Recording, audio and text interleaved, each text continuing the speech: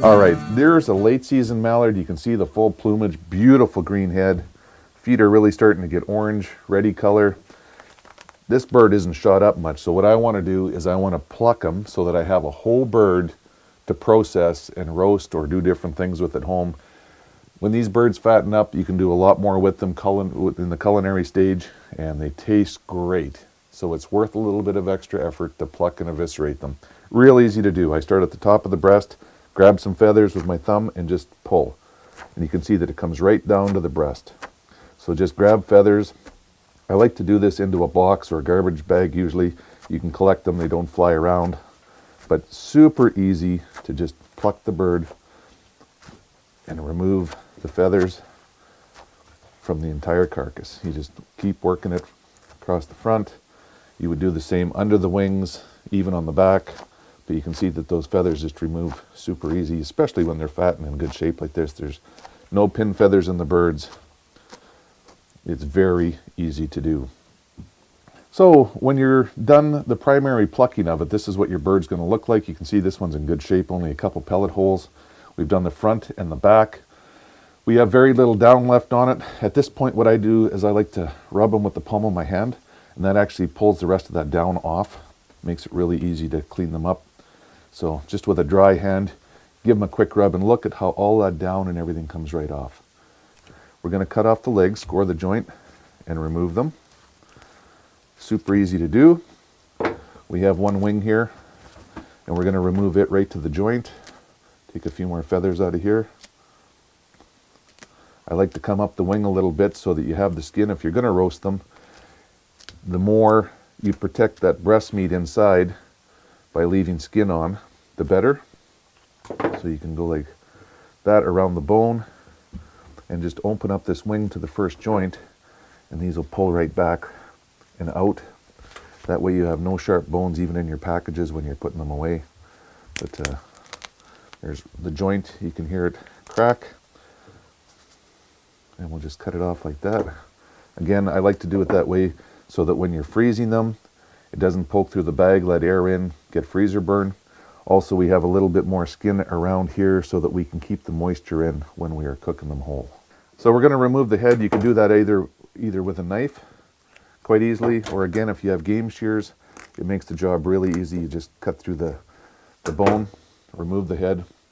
Now, if we weren't at home, we would leave this wing on, making it legal for transport, prove that it's a mallard with that speculum in there. But we are actually going to cook this up tonight, so I am going to remove the second wing. So once again, we're going to pull some feathers back, get them back as far on that wing as possible, and then score it with my knife. And you can either reach in and just pull that skin up to the joint, which is easy to do, like that, and the joint just comes right out. There it is there. Again, we'll just cut through it. It's easier to come up underneath, always cut away from yourself. There it is, the wing is removed. We do have just a couple feathers left on them, but there's a quick trick. You can also see that on the mature birds, they have a bunch of little hairs on them, and we're going to singe that off. In the old days, we used to use paraffin wax and melt it and dip these in warm water and then peel the wax off. But we're going to show a quick trick here with a propane torch. We got the roar of the propane torch going here, so it's going to be a little hard to hear, but if we just take it and give this bird a quick once over, we're going to singe all of those hairs off of them, and look at how nicely that cleans up. We just got to turn them, do the top end. You just want to keep the flame moving so that you don't actually cook the skin or burn it at all. There's the top end done. We're going to just turn that bird around,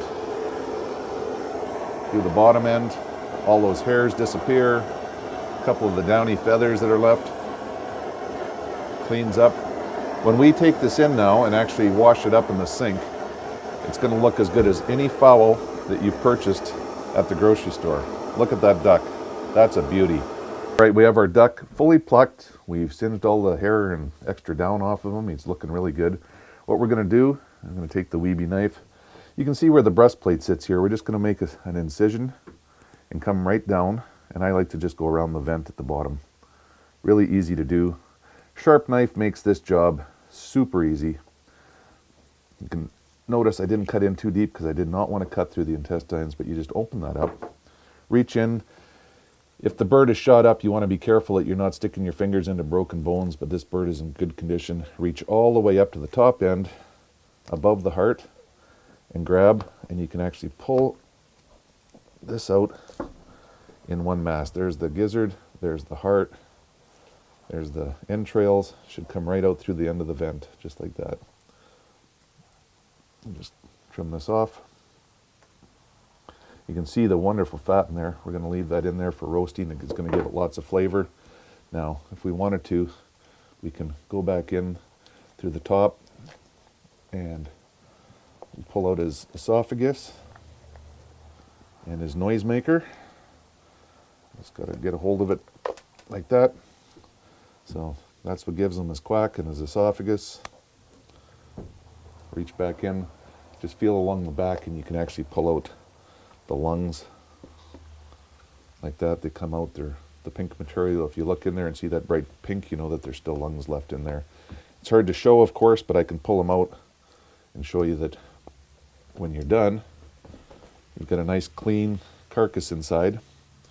And once you rinse it out, like I said, it'll just be like fowl that you've purchased at the store. There's a fully clean mallard ready for the roaster.